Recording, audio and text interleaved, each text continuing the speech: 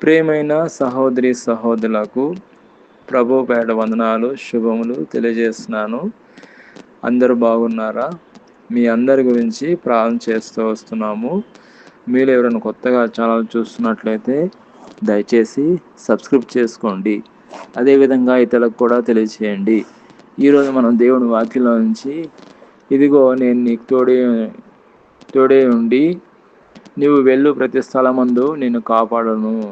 దేవుడి వాక్యం చూసినట్లయితే ఆదికాండము 28వ అధ్యాయము 15వ వచనంలో ఇదిగో నేను నీకు తోడే ఉండి నీవు వెళ్ళు ప్రతి స్థలమందు నిన్ను కాపాడను.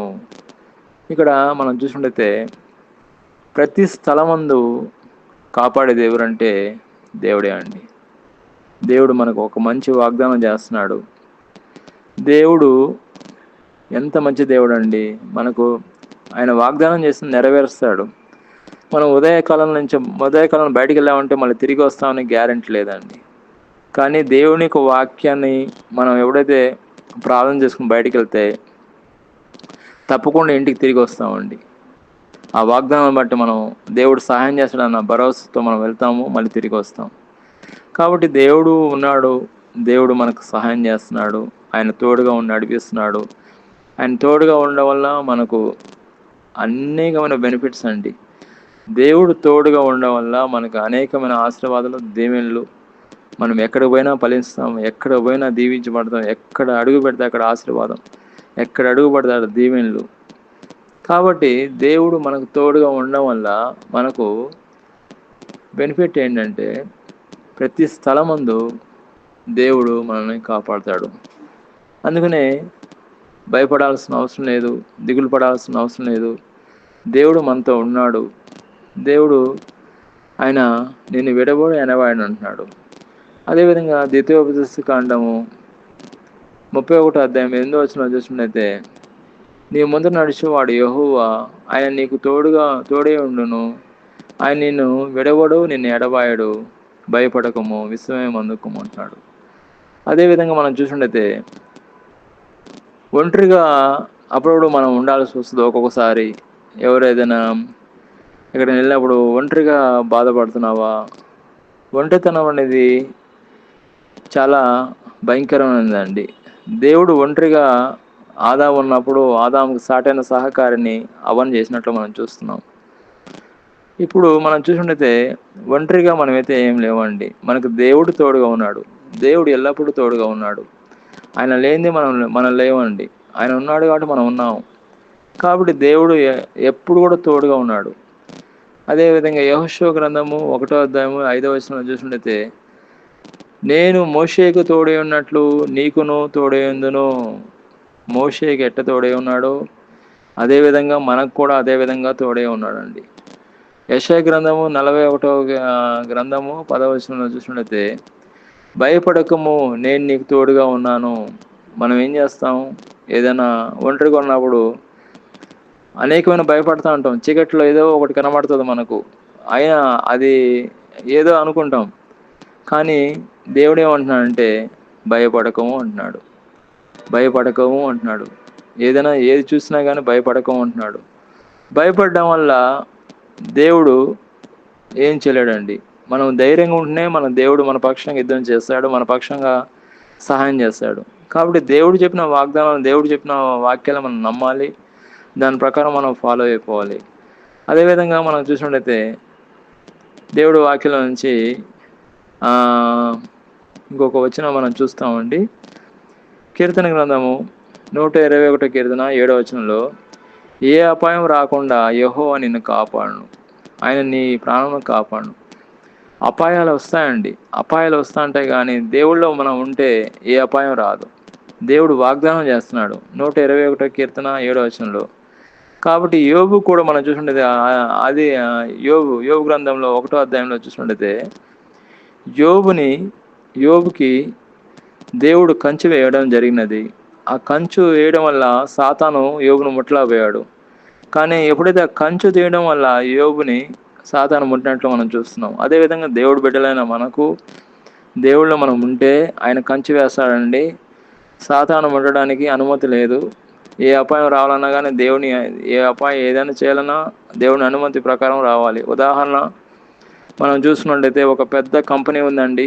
ఆ కంపెనీ ఎండీని కలవాలంటే మనం లోపలికి రానిరండి. ఎందుకంటే ఆడ ఎంట్రన్స్ రావగానే సెక్యూరిటీ వాళ్ళు ఆపేస్తారు. ఎవరు కావాలి మీకు అంటారు.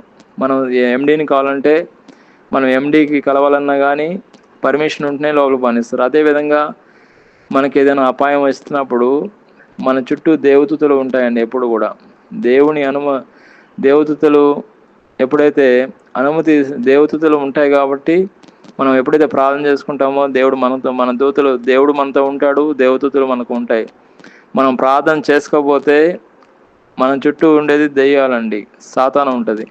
కాబట్టి మనం ఎప్పుడు కూడా మనం ప్రార్థన చేసుకుని బయటికి వెళ్ళాలి. మనం ప్రార్థన చేసుకోవడం వల్ల దేవుడు మన జీవితంలో పనిచేస్తాడు. దేవుడు పనిచేయడమే కాకుండా ఆయన మనకు తోడుగా ఉంటాడు. ఆయన తోడుగా ఉండడం కాకుండా మనకు కాపాడుతాడు. కాబట్టి మనం ఒంటరిగా ఉన్నామని భయపడాల్సిన అవసరం లేదండి. మనకు దేవుడు తోడుగా ఉన్నాడు. ఆయన ఎల్లప్పుడూ మనకు తోడుగా ఉన్నాడు. ఆయన నిత్యము కాపాడేది ఎవరంటే దేవుడే. ఆయన నిత్యము భద్రపరిచేది ఎవరంటే దేవుడే. కాబట్టి ఇక్కడ వాక్యంలో చూసిన దేవుడు సంపూర్ణంగా సంరక్షిస్తాడు. ఆయన మనల్ని ప్రతికూల పరిస్థితిలో కూడా దేవుడు మనల్ని కాపాడుతాడండి. ప్రతికూల పరిస్థితిలో కూడా దేవుడు మనం విడిచిపెట్టాడండి. విడవడు, ఎడబాయాడు. ఆయన నమ్మదగిన దేవుడు అండి. అదేవిధంగా కీర్తన గ్రంథము 121 కీర్తన 8వ వచనంలో చూస్తున్నాడు. ఇది మొదలుకొని నిరంతరం నీ రాకపోకలందు యెహోవా నిన్ను కాపాడు. నీ రాకపోకలందు ఈరోజు హైదరాబాద్లో ఉంటే రేపు గుంటూరు వెళ్ళొచ్చు, రేపు సాయంత్రం మళ్ళీ తిరుపతికి రావచ్చు. ఎక్కడ వెళ్ళినా కానీ దేవుడు నీకు తోడుగా ఉన్నాడు. అదే భరోసా. ఇది మొదలుకొని నిరంతరం నిత్యము కాపాడేది ఎవరంటే దేవుడే అండి. దేవుడు మన దైనందిన జీవితంలో మనకు తోడుగా ఉండి నడిపిస్తాడు. ఎల్లప్పుడూ తోడుగా నడిపిస్తాడు. దేవుడు వాగ్దానాలను బట్టి మనం ప్రార్థన చేయాలి. దేవుడు వాగ్దానాలను బట్టి మనం ప్రార్థన చేస్తే దేవుడు తప్పకుండా మనకు సహాయం చేస్తాడండి. అబ్రహాం దేవుడు, ఇస్సాకు దేవుడు, యాకోబు దేవుడు మనకు తోడుగా ఉన్నాడు. ఆయన విడవడు, ఎడబాయాడు. ఆయన నిత్యము మనల్ని కాపాడేది ఎవరంటే దేవుడే. కాబట్టి మనం ఇంకా కొన్ని వాక్యాలు చూసుకుంటాము. ఆదికాండము 26వ అధ్యాయము 24వ వచనంలో మనం చూసినట్లయితే, ఆ రాత్రి యెహోవా అతనికి ప్రత్యక్షమై, నీ తండ్రి అయిన అబ్రహాము దేవుడును నేను నీకు తోడై ఉన్నాను, నువ్వు భయపడకము. మనము పరిస్థితిని చూసి భయపడతా ఉంటామండి. పరిస్థితిని చూసి మనకి ఏదో అయిపోద్దని మనం భయపడతా ఉంటాం. దేవుడు ఏమంటున్నాడంటే ఆదికాండం 26వ అధ్యాయము 24వ వచనంలో, నువ్వు పరిస్థితిని చూసి భయపడాల్సిన అవసరం లేదు. నువ్వు పరిస్థితిని చూసి భయపడ్డావా, ఆ పరిస్థితి నిన్ను అటాక్ చేస్తుంది. నువ్వు పరిస్థితిని చూసి ధైర్యంగా ఉన్నావా, అదేం చేయలేదు. అప్పుడు దేవుడు మనకు సహాయం చేస్తాడు. కాబట్టి మన మీద ఆధారపడి ఉందండి. ఒక గోడ మీద పిల్లి ఉంటే పిల్లి అట్లనే దూకొచ్చు, ఇట్లనే దూకొచ్చు, కానీ మధ్యలో మాత్రం అది ఉండదండి అపాయం వచ్చినప్పుడు. అట్లాగా మనం కూడా మనకు ఏదైనా అపాయం వస్తే మనము దేవుడు వాగ్దానం బట్టి మనం నమ్మినప్పుడు ఆ వాగ్దానం మన జీవితంలో పనిచేస్తుంది. దేవుడు వాగ్దానం అంటే ధైర్యంగా ఉండమంటున్నాడు దేవుడు. మనం ధైర్యంగా ఉండాలి. పరిస్థితిని చూసి భయపడకూడదు. మనం భయపడ్డామా అది అటాక్ చేస్తుంది. పేతురు కూడా నీళ్ళలో యేసుక్రీస్తు ప్రభు ఒకరోజు ఉదయకాలన ఆయన సముద్రం మీద నడుచుకుని వస్తా అంటే, పేతురు, ప్రభువా సెలవీయము, నేను నడుస్తా అంటే ఆయన సముద్రం చూశాడు. సముద్రం చూస్తే మునిగిపోయాడు. కానీ యేసు ప్రభుని చూస్తే నడిచినట్లు మనం చూస్తున్నాము. అంటే సమస్యలు మనం చూస్తే మనం గట్టెక్కలేమండి. దేవుడిని చూస్తూ మనం ముందుకెళ్తే సమస్యలు మనం ఏం చేయలేమండి. దేవుడు మనకు తోడుగా ఉన్నాడు కాబట్టి మనం సమస్యలన్నీ కూడా జయిస్తాము. దేవుడు ఈ వాక్యం దీవించిన గాక. ప్రార్థన చేసుకుంటాం. ప్రియమైన మా పరలోక తండ్రి, యేసుక్రీస్తు ప్రభు పరిశుద్ధ నామమును బట్టి మీ సన్నిధికి వస్తున్నాం తండ్రి. నాయన, మీరు మాకు తోడుగా ఉన్నారు కాబట్టి మేము ధైర్యంగాను దిగులు పడకుండా ఉన్నాం ప్రభు. మీరు కృప చూపించండి. ప్రత్యేకంగా ఈ దినమంతా మీ కాపుదల భద్రత క్షేమించి కాపాడండి. కోడి తన పిల్లల్ని ఏ విధంగా కాపాడదో అదేవిధంగా మీ కృపరకాల్సిన కృపనడలో భద్రపరిచి ఆశ్రయం దీవించమని, ప్రతి ఒక్కరిని ఎవరైతే ఈ యొక్క వాక్యం వింటున్నారో ప్రతి ఒక్కరిని దీవించమని ప్రభుని యేసుక్రీస్తు నామములో ప్రార్థన చేస్తున్నాం తండ్రి. ఆమేన్.